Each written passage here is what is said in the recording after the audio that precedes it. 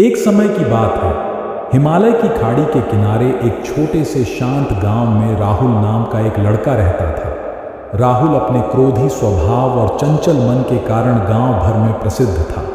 उसका मन हर समय विचारों से भरा रहता था। सोचो कि उसके विचारों के तूफान ने उसके मन को एकदम बेचैन कर दिया था। उसके जीवन से शांति मानो गायब ही हो गई थी और वह हमेशा अपने ही ख्यालों में खोया रहता था और तनावपूर्ण जीवन जी रहा था। उनके अशांत मन और क्रोध के कारण उनके अपने परिवार के सदस्यों और गांव वालों से भी संबंध अच्छे नहीं थे, जिससे वह और भी अधिक अकेला और अपमानित महसूस करने लगा। वह और भी अधिक मानसिक तनाव की स्थिति में चला जाता है। एक समय की बात है, राहुल अपने गांव की गलियों में घूम रहा था। तभी राहुल की नज़र एक बौद्ध भिक्षु की ओर पड़ी।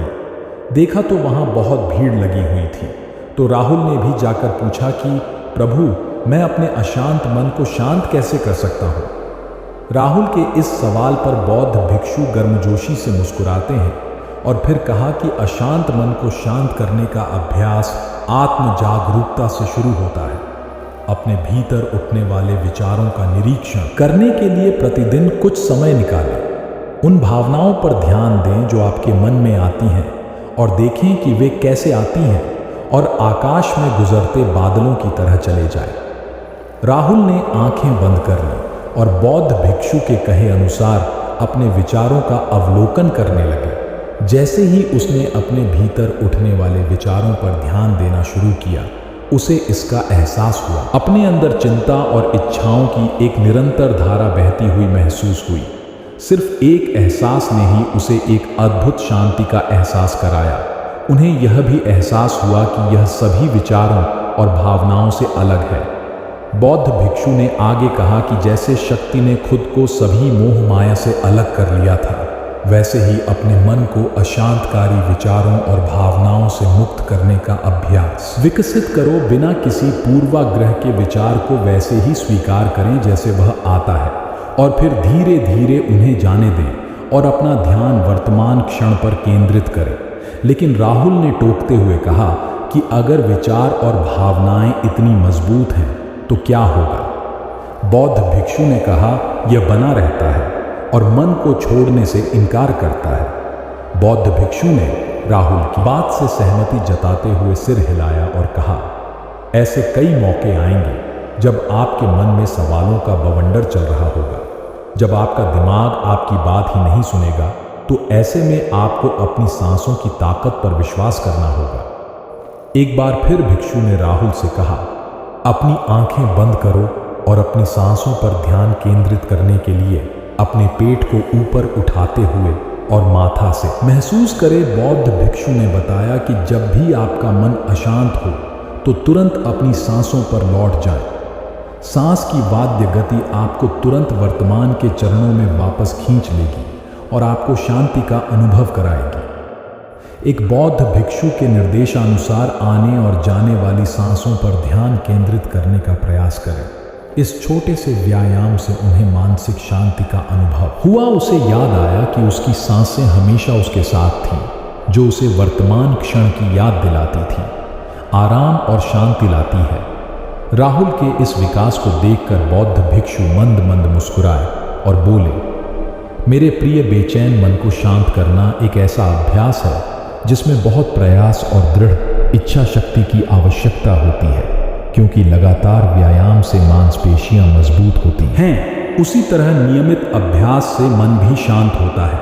स्वीकृत में सिर हिलाते हुए इस बौद्ध भिक्षु को धन्यवाद देते हुए उन्होंने वादा किया कि आज से वह अपने अशांत मन को शांत कर सकेंगे और अपनी गैर शक्तियों को मुक्त कर सकेंगे। बौद्ध भिक्षु ने राहुल के कंधे पर हाथ रखकर कहा, मुझे आपकी क्षमता पर बहुत भरोसा है और आपको जल्द ही आंतरिक शांति मिले। लेकिन याद रखें कि यह आसान नहीं होगा, लेकिन अगर आप दृढ़ इच्छा शक्ति और खुले दिल से प्रयास करेंगे तो आप निश्चित रूप से वह शांति पालेंगे जो आपके अंदर है। उस दिन से राहुल अपने अशांत मन को शांत करने का प्रयास करने लगा और हर दिन ध्यान करने के लिए एक अलग समय निर्धारित किया। उसने अपने मन में उठने वाले विचारों को बिना किसी रोक टोक के जाने दिया और अपनी सांसों के जरिए खुद को वर्तमान में बनाए रखने की कोशिश की। समय के साथ अभ्यास करते हुए राहुल को अपने अंदर शांति का अनुभव हुआ। जैसे जैसे समय बीतता गया, राहुल को ज्ञान और शांति का स्रोत कहा जाने लगा। अपने अशांत मन को शांत करने के लिए राहुल के पास आने लगे। बौद्ध भिक्षुओं के शिक्षक दूसरों की मदद करते समय आत्म जागरूकता की शक्ति साझा करते हैं। बौद्ध भिक्षु आंतरिक शांति पाने की शिक्षा देते हैं। इसके साथ ही उन्होंने अपनी सांसों पर ध्यान देने और अपने विचारों को मुक्त करने की कला भी सिखाई। ऐसे निवासियों का विकास हुआ और उन्हें मन की अमूल्य शांति मिली। बौद्ध भिक्षु की शिक्षाओं और राहुल द्वारा संचालित अभ्यास के माध्यम से विचारों को त्यागने और वर्तमान में जीने की कला दूर दूर तक फैल गई। उन्होंने कई लोगों की जिंदगी बदल दी और जैसे जैसे समय बीतता गया, उनकी जिंदगी और भी बदलती गई। राहुल का शांत प्रभाव उसके गांव की सीमाओं से परे तक फैला हुआ था। आसपास के गांवों और शहरों से लोग राहुल के परिवर्तन की कहानी सुनते थे। उनसे सलाह लेने आते हैं। मन के बोझ तले दबे लोगों के लिए राहुल आशा की किरण बन गए। राहुल की शिक्षाएं केवल ध्यान और प्रवचन तक ही सीमित नहीं थी, बल्कि वह रोग मार्ग के काम जागरूकता के साथ करने पर ज्यादा जोर देते थे। वह लोगों को अपनी भावनाओं के प्रति जागरूक रहने की याद दिलाते थे। दोस्तों, यह कहानी का अंत है।